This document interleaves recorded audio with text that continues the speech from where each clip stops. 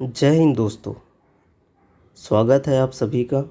उम्मीद करता हूँ आप सब बहुत अच्छे होंगे। जैसे कि आप सभी को पता है, हम बात कर रहे थे छत्तीसगढ़ के भूगोल के अंतर्गत छत्तीसगढ़ की जलवायु के संदर्भ में।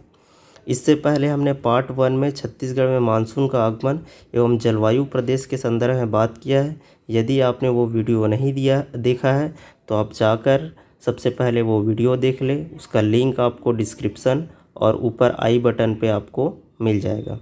आज हम बात करने वाले हैं छत्तीसगढ़ के जलवायु के पार्ट 2 के बारे में, जो होगा छत्तीसगढ़ में ऋतुओं के संदर्भ में।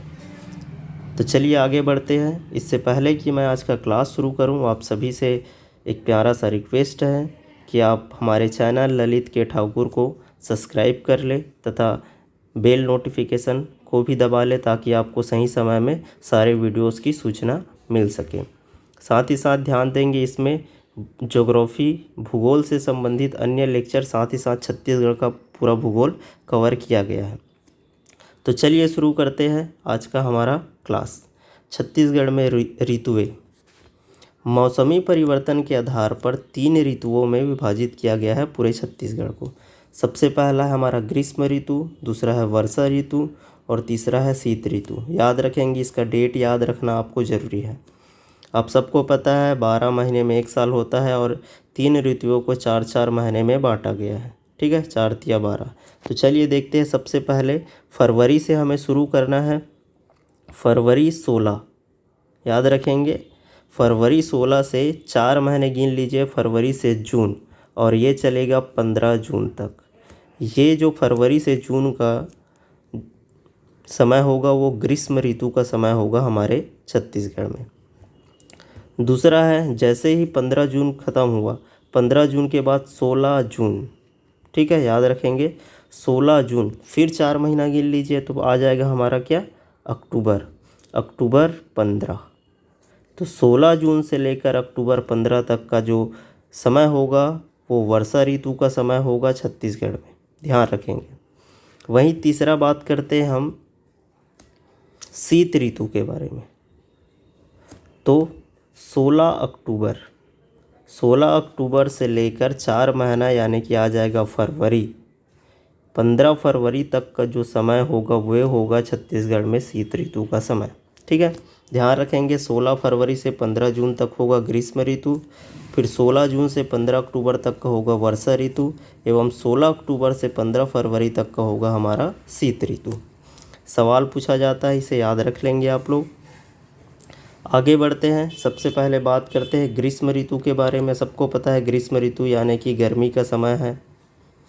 16 फरवरी से लेकर 15 जून तक ग्रीष्म ऋतु होता है। 21 मार्च से सूर्य उत्तरायण होना प्रारंभ होता है। छत्तीसगढ़ उत्तरी गोलार्ध में स्थित है, जिसके कारण मार्च के बाद तापमान में वृद्धि होना प्रारंभ हो जाता है। 21 जून को सूर्य की किरणें कर्क रेखा पर सीधी पड़ती है, अतः 16 फरवरी से 15 जून तक का प्रदेश का तापमान अधिक रहता है।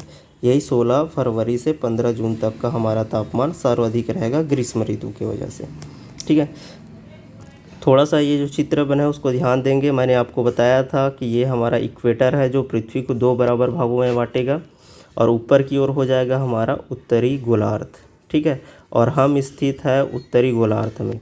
आप सबको पता है छत्तीसगढ़ के ऊपरी वाले पोर्शन से कर्क रेखा होकर गुजरती है ट्रॉपिक ऑफ कैंसर 23.5 अंश।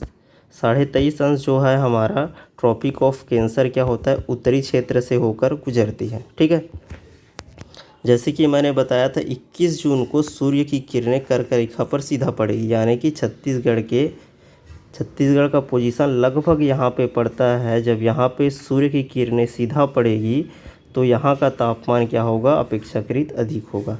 इसी कारण से 16 फरवरी से लेकर 15 जून तक प्रदेश में तापमान क्या पाया जाता है, अधिक पाया जाता है। और इसी दौरान एक गर्मी के समय में छत्तीसगढ़ में एक हवा चलती है जिसे लू कहते हैं, लू हवा। ठीक है, मई के अंत तथा जून के प्रथम सप्ताह में गर्म एवं शुष्क हवाएं चलती है जिसे लू कहा जाता है। ये याद रखेंगे। प्रदेश मुख्य रूप से छत्तीसगढ़ के मैदानी क्षेत्रों में चलता है, ऊंचाई भागों में इसका प्रभाव न के बराबर होता है। ठीक है, इस लू को आप लोग याद रख लेंगे। आगे बात करते हैं ग्रीष्म ऋतु के अंतर्गत ही सर्वाधिक तापमान मई माह में होता है। ठीक है, सर्वाधिक तापमान जो माह में होता है वह हमारा मई माह होता है।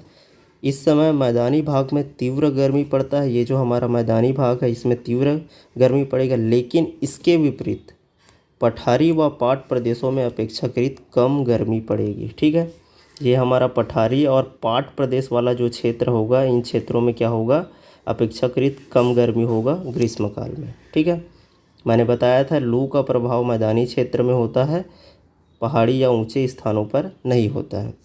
कुछ फैक्ट है जो 29 मई 1935 को रायपुर का तापमान सर्वाधिक आंका गया था 47.2 डिग्री सेल्सियस। वैसे ही 22 मई 1948 को ये हमारा रायपुर का तापमान कब नापा गया था, 1935 को 47.2 डिग्री।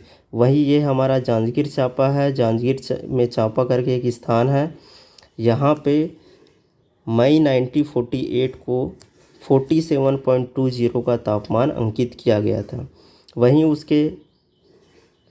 वहीं ये हमारा रायगढ़ है। ठीक है, ये हमारा रायगढ़ है। रायगढ़ में 3 जून 1953 को रायगढ़ का तापमान 47.20 डिग्री सेल्सियस आंका गया था। और औसतन यदि बात करें कि छत्तीसगढ़ का सबसे गर्म स्थान कौन सा होता है, तो ये जांजगीर जिला के अंतर्गत चांपा करके स्थान होता है, वही सबसे क्या होता है, गर्म स्थान के रूप में चिन्हांकित किया गया है। सर्वाधिक औसत तापमान रायगढ़ एवं जांजगीर जिले में पाया जाता है। ठीक है, ये फैक्ट है। ये हमारा जांजगीर प्लस ये हमारा रायगढ़, ये दो जिले ऐसे हैं जिसका औसत तापमान सर्वाधिक पाया जाता है छत्तीसगढ़ में। आगे बात करते हैं वर्षा ऋतु के बारे में।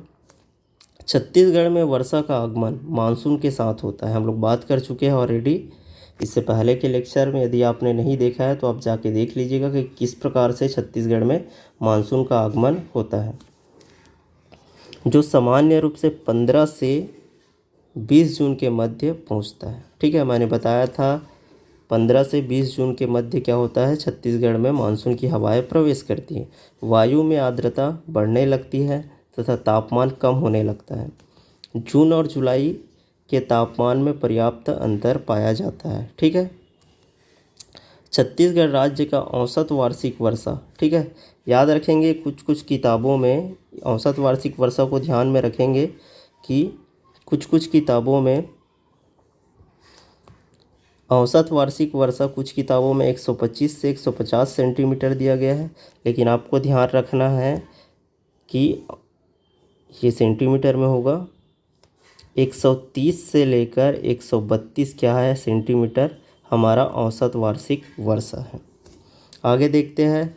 अब जैसे कि बताया था कि छत्तीसगढ़ में दक्षिण पश्चिम मानसून से वर्षा होती है और इसकी दो शाखा है, एक बंगाल की खाड़ी और दूसरा है अरब की सागर। ठीक है, अरब की सागर वाली जो खाड़ी है उससे 10% वर्षा की प्राप्ति होती है और बंगाल की खाड़ी से 90% वर्षा की प्राप्ति होती है।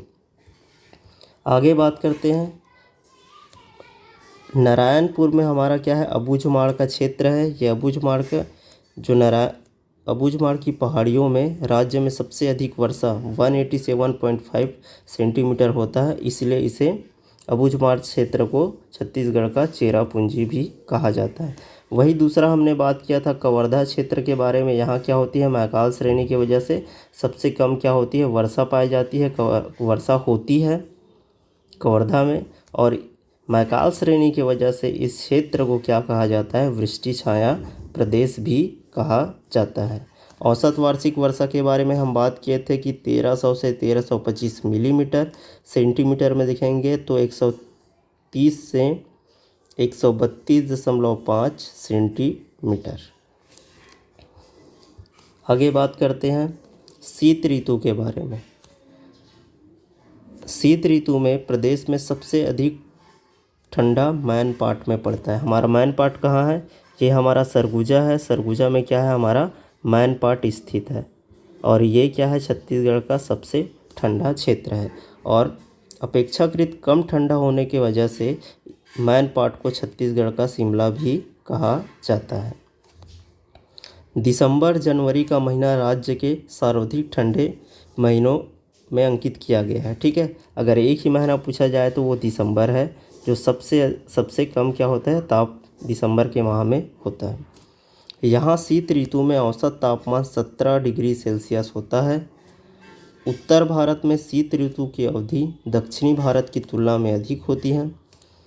मैदानी भाग में दैनिक तापांतर कम होता है, जबकि उत्तर एवं दक्षिणी भाग में अधिक होता है। आगे बात करते हैं कुछ इम्पोर्टेंट फैक्ट के बारे में। देखो, शीतकाल में चलने वाली शीतलहर, मैंने लू के बारे में आपसे बात किया था जब मैं ग्रीष्म ऋतु पढ़ रहा था, तो क्या थी, ये शुष्क हवाएं थी।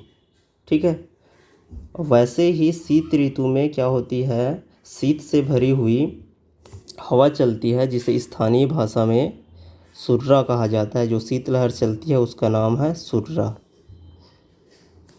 छत्तीसगढ़ में सर्वाधिक शीतकालीन वर्षा, ठीक है, याद रखेंगे, सर्वाधिक शीतकालीन वर्षा क्यों किस किस क्षेत्र में होगा, जसपुर पाट प्रदेश, ये हमारा जसपुर पाट प्रदेश हो गया, ये हमारा रायगढ़ बेसिन, ये हमारा बिलासपुर और ये हमारा दुर्ग।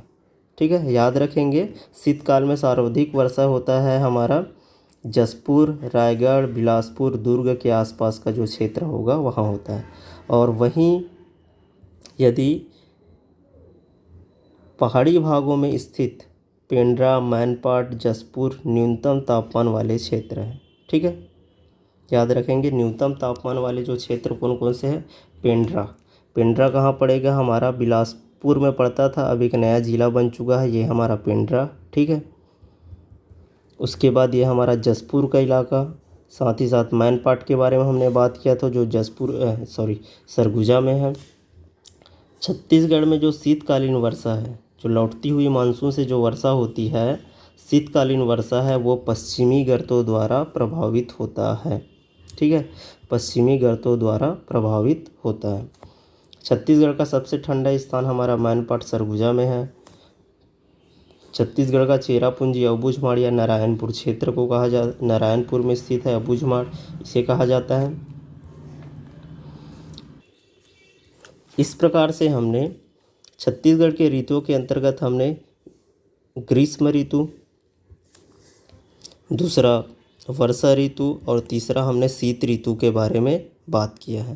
तो देखते हैं इसके अंतर्गत जो याद रखने योग्य बातें हैं, महत्वपूर्ण बातें क्या क्या है, इसको हम एक नज़र देख लेते हैं। सबसे पहले बात करते हैं, हमने बात किया था कि सबसे ठंडा स्थान क्या होगा, हमारा सरगुजा मैनपाट में। ठीक है, सरगुजा मैनपाट में होगा। और सबसे जो ठंडा माह या फिर कम ताप वाले माह जो होगा वो क्या होगा, हमारा दिसंबर होगा। ठीक है, और यदि हम सबसे गर्म माह की बात करें पूरे छत्तीसगढ़ में, तो वो हमारा मई होने वाला है। ठीक है, याद रखेंगे, सबसे ठंडा दिसंबर का महीना होगा और सबसे गर्म होगा हमारा मई का महीना। वैसे ही हमारा सबसे गर्म स्थान जांजगीर चांपा, ठीक है, जांजगीर जिला के अंतर्गत चांपा है। ठीक है, और सर्वाधिक औसत ध्यान देंगे, सर्वाधिक औसत तापमान कहाँ का पाया जाता है, रायगढ़ जिला और जांजगीर जिला के पाया जाता है। जैसे कि पता है 90% वर्षा आपको बंगाल की खाड़ी से होती है। इसमें कुछ चीज़ें हैं जो मैं आपको नहीं बता पाया था, उसे मैं लिख कर बता देता हूँ। सर्वाधिक वर्षा वाला स्थान, ठीक है, सर्वाधिक वर्षा वाला कौन कौन सा स्थान है हमारे छत्तीसगढ़ में, इसके बारे में एक बार देख लेते हैं हम। तो सर्वाधिक वर्षा वाला हमारा स्थान है, सबसे पहला है हमारा दंडकारण्य का क्षेत्र। ठीक है, ये हमारा दंडकारण्य का क्षेत्र। दूसरा है हमारा जसपुर क्षेत्र, जसपुर क्षेत्र, ये हमारा जसपुर का क्षेत्र। उसके बाद रायगढ़ बेसिन, ये हमारा रायगढ़ बेसिन। अगला है देवगढ़ की पहाड़ी, देवगढ़ की पहाड़ी वाला क्षेत्र। देवगढ़ की पहाड़ी कहाँ है, हमारा कोरिया में है, ये बात ध्यान में रखेंगे। ये जो क्षेत्र है दंडकारण्य, जसपुर, रायगढ़ और देवगढ़, ठीक है, ये जो चारों स्थान में है छत्तीसगढ़ में सर्वाधिक वर्षा, लगभग 1500 मिलीमीटर से अधिक वर्षा पाया जाता है। ठीक है, याद रखेंगे 1500 से मिलीमीटर से अधिक वर्षा पाया जाता है इन चारों स्थान में। वही यदि बात करें हम न्यूनतम वर्षा वाले स्थानों की, ठीक है, न्यूनतम वर्षा वाला स्थानों के बारे में बात करें, जहाँ पे 1300 मिलीमीटर से कम क्या होता है, वर्षा होता है। 1300 मिलीमीटर से कम वर्षा होता है। इसके अंतर्गत सबसे पहले आता है उत्तर पूर्वी बघेलखंड का क्षेत्र, ठीक है, उत्तर पूर्वी बघेलखंड का क्षेत्र आएगा, याद रखेंगे उत्तर पूर्वी बघेलखंड का क्षेत्र, ये हमारा उत्तर पूर्वी बघेलखंड का क्षेत्र हो जाए। दूसरा है मैकाल श्रेणी। मैकाल श्रेणी हमारा कवर्धा के आसपास वाले स्थान हमारा मैकाल श्रेणी का क्षेत्र है। तीसरा है मध्यवर्ती महानदी बेसिन, ठीक है, महानदी बेसिन, ये जो पूरा क्षेत्र है हमारा महानदी बेसिन का है। तो 3 ऐसे स्थान हैं जहाँ पे 1300 मिलीमीटर से कम वर्षा या न्यूनतम वर्षा पाया जाता है छत्तीसगढ़ में। ये हमारा बघेलखंड का पठार, मैकाल श्रेणी का रेंज और महानदी का मध्यवर्ती महानदी का बेसिन। इस प्रकार से हमने देखा कि छत्तीसगढ़ के जलवायु के अंतर्गत हमने इसे 2 पार्ट में कवर किया है, और इस प्रकार से हमारा छत्तीसगढ़ की जलवायु पूरी तरह कंप्लीट होता है। इससे पहले कि मैं वीडियो ख़त्म करूं, आप लोग जाते समय हमारे चैनल ललित के ठाकुर को सब्सक्राइब कर दे तथा बेल नोटिफिकेशन को क्लिक कर ले, ताकि आपको सही सूचना मिलती रहे। तो मिलते हैं अगले लेक्चर के साथ, तब तक के लिए जय हिंद।